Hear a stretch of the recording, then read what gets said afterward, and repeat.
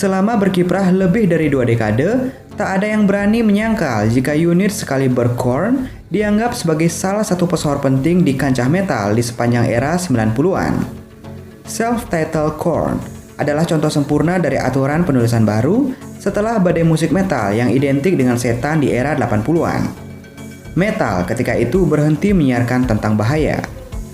Bersama sejumlah band sejawatnya seperti Deftones dan Limp Bizkit, mereka sukses mengantarkan subgenre nu metal meraih kesuksesan masif di dunia musik internasional. Pasca masa grunge bermekaran, nu metal pun seakan tak mau ketinggalan ikuti jejak ke jalur mainstream. Jika berbicara tentang raihan yang telah dicapai gerombolan Korn, tentu tak akan ada habisnya. Berbagai penghargaan ranah metal telah mereka sabet dalam waktu yang relatif singkat. Selain itu, mereka pun kerap kali didapuk tampil jadi headliner di hampir segala mayoritas metal fest yang pernah diikuti. Namun, hal itu tak membuat sang vokalis Jonathan Davis senang dilabeli sebagai band metal. Dalam sejarah permusikan internasional, Korn merupakan salah satu band besar yang berasal dari Amerika Serikat dan berhasil mempopulerkan sebuah genre baru pada masanya. Kehadiran Korn di jagat musik dunia dikenal sebagai salah satu faktor lahirnya genre nu metal ke permukaan dan berhasil membawa genre tersebut hingga dapat diterima oleh penikmat musik di seluruh dunia.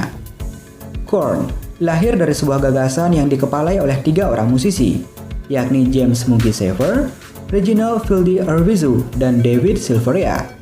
Para pendiri Korn tersebut sebelumnya bergabung di dalam sebuah band dengan genre funk metal bernama LAPD yang berhasil menelurkan 1 album penuh dan sebuah EP sejak tahun 1989 hingga tahun 1992 sebelum akhirnya memutuskan untuk bubar.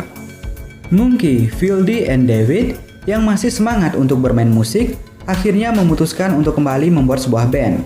Sebelum menjadi Korn, masa awal pembentukan band ini dikenal dengan nama Creep dan diisi oleh Munky sebagai gitaris, Fieldy sebagai pemain bass, dan David sebagai drummer. Mereka bertiga akhirnya merekrut Jonathan Davis sebagai vokalis dan Brian Head Welch untuk mengisi posisi gitar. Dengan pos yang sudah lengkap, akhirnya mereka berlima memutuskan untuk mengganti nama band tersebut menjadi Korn sejak tahun 1993 hingga saat ini. Korn adalah grup musik heavy metal Amerika yang terbentuk di Bakersfield, California, Amerika Serikat pada tahun 1993. Formasi band saat ini mencakup 4 anggota, yakni Jonathan Davis, James Munky Saver, Reginald Fieldy Arvizu, dan Ray Luzier. Selama perjalanan karir bermusik Korn, band asal Los Angeles, Amerika Serikat ini telah berhasil menelurkan 13 album penuh, yang dimulai dengan album self-titled di tahun 1994 dan terakhir rilis di tahun 2019 untuk album berjudul The Nothing. Seperti yang sudah disinggung tadi, ada pun cerita unik di balik nama Korn, di mana Munky merupakan orang pertama yang mengusulkan ide nama band yang dibentuknya tersebut. Awalnya, Munky mengusulkan nama Korn atau awalnya memakai huruf C. Namun, para anggota lainnya tidak setuju dengan pilihan tersebut. Cukup gigih mempertahankan argumennya, akhirnya Munky memodifikasi nama Korn menjadi Korn dengan huruf R mengarah berlawanan sebagai logonya. Korn pernah disebut-sebut sebagai The Next Metallica. Menjadi salah satu pionir genre nu metal, nama band ini menggema pada era 90-an hingga 2000-an, sekaligus menjelma menjadi sosok metal yang paling berpengaruh di planet bumi. Dalam sebuah wawancara terbaru dengan Premier Guitar, gitaris James Munky Saver dan Brian Head Welch ditanya bagaimana Korn menanggapi predikat tersebut. Head menyebut, Korn berbeda dengan band-band lain seangkatannya. Mereka memiliki tepi yang lebih gelap dibandingkan banyak band-band lain yang muncul pada era yang sama dengan mereka. Juga, mereka tidak pernah melabeli diri mereka sebagai band rap metal. Mereka punya beberapa musisi tamu rapper, tapi Jonathan Davis pada vokal tidak pernah melakukan itu. Dia selalu lebih gelap, dia tumbuh dalam The Cure, dan dia memiliki pengaruh Nine Inch Nails.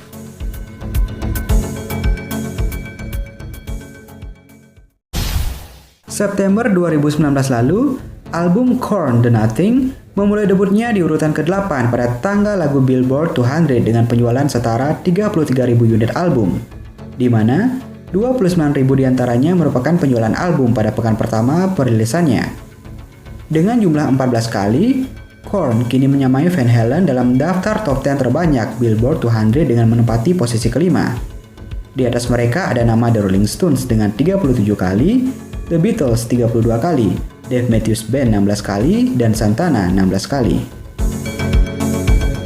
Sejak merilis debut self-titled mereka pada tahun 1994, Korn telah mengalami level tertinggi dan terendah di antara yang terendah.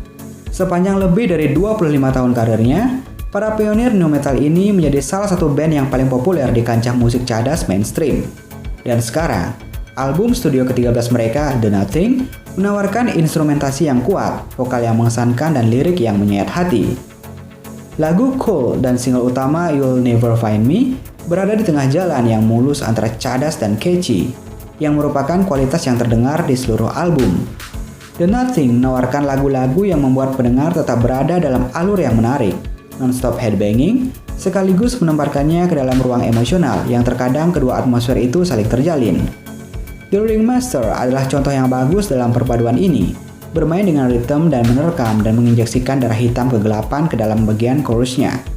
Di sektor vokal, Jonathan Davis membawakan presentasi yang kuat untuk The Nothing, seperti yang dibuktikan lewat lagu Gravity of Discomfort, di mana perubahan nada suara yang bervariasi tidak main-main, karena menyiratkan kemarahan dan kegelisahan di lagu tersebut. Pada akhirnya, The Nothing menjadi karya solid lainnya dalam diskografi Korn yang panjang. Korn telah kembali ke frame yang benar.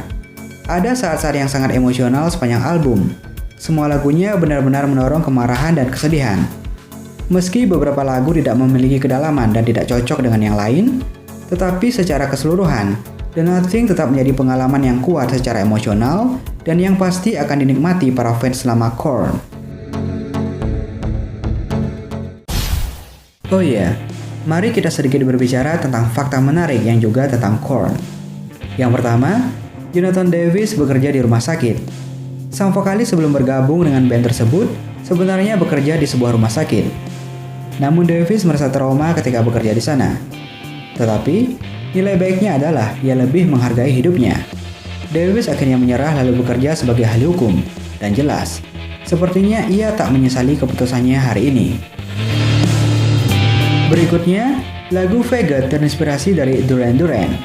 Lagu ini punya judul yang kontroversial. Jadi salah satu yang menonjol bahkan mendominasi heavy metal yang masih bernada 80-an.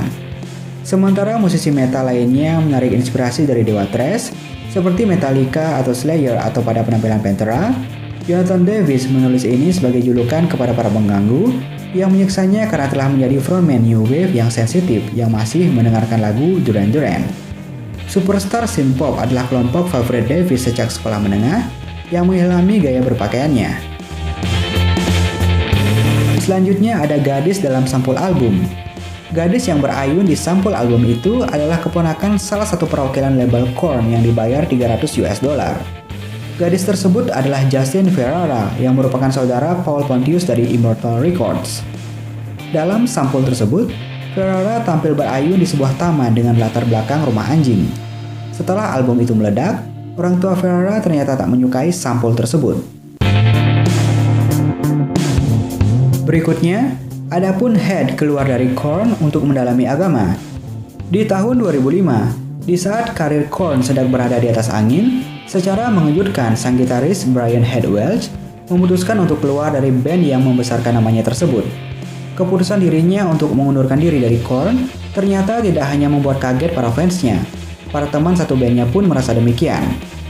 Seluruh anggota Korn yang tersisa kala itu tidak percaya dengan alasan yang diberikan oleh Head. Sang gitaris memilih keluar dari band karena dirinya ingin lebih mendalami agama yang diyakininya. Head merasa bahwa berkarya di musik membuat dirinya jauh dari Tuhan. Di waktu yang sama, Head juga memiliki masalah dengan ketergantungan konsumsi alkohol dan obat penenang. Dirinya rasa waktu itu adalah waktu yang tepat untuk berhenti dari Korn. Setelah permasalahannya sudah mereda dan sudah merasa kembali dekat dengan sang pencipta, Head akhirnya setuju untuk kembali mengisi kekosongan di dalam tubuh band nu metal tersebut di tahun 2013. Fakta menarik lainnya adalah Korn juga sempat unjuk gigi di depan Red Hot Chili Peppers. Di awal Korn baru terbentuk, band nu metal muda kala itu sempat memberanikan diri untuk unjuk gigi di depan Red Hot Chili Peppers yang saat itu sudah lebih dulu terkenal. Kejadian ini bermula saat Korn hendak melakukan latihan band. Fielding melihat Anthony Kiedis dan Chad Smith di seberang jalan. Memanfaatkan momentum, sang basis pun akhirnya mencoba untuk meyakinkan kedua anggota Red Hot Chili Peppers tersebut untuk melihat permainan Korn di dalam studio, dan tawaran tersebut berhasil diterima oleh keduanya. Namun tak disangka, Anthony Kiedis dan Chad Smith merasa biasa saja dengan permainan musik Korn saat itu. Diketahui bahwa kala itu, Korn latihan di bawah pengaruh alkohol dan mereka menyadari bahwa permainan musik mereka saat itu cukup buruk untuk dipamerkan di depan umum, apalagi di depan orang-orang terkenal. Ya, inilah Korn yang telah jadi salah satu band terbesar sepanjang masa dengan jutaan penggemar.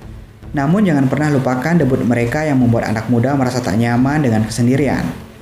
Korn, band yang berasal dari Bakersfield yang sudah menciptakan nu metal di album debutnya ini, mereka memang menawarkan sesuatu yang berbeda dengan gaya vokal, elemen ritmik dari hip hop, dan memanfaatkan suara berat dari underground yang biasa tampil dengan musik ekstrim.